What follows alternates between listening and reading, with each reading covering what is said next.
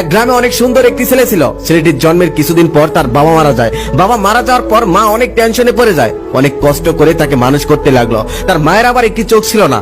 একটি চোখ না থাকলে মানুষকে সাধারণভাবে দেখতে একটু বিশ্রী লাগে। তবে ছেলেটা যখন ছোট ছিল তখন তার মাকে অনেক বেশি ভালোবাসতো। তবে যখনই আস্তে আস্তে একটু বড় হতে লাগলো আর মাকে ঘৃণা করতে লাগলো। একদিন তার মাকে সোজাসুজি বলে দিল, তুমি আর কখনোই আমাকে আনতে স্কুলে যাবে না।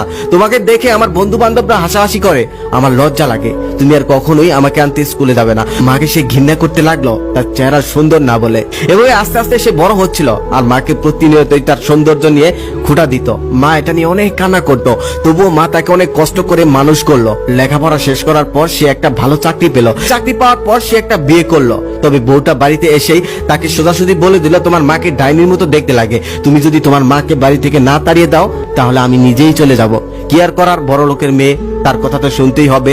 তারপর সে তার মাকে বাড়ি থেকে বের করে দিল। মা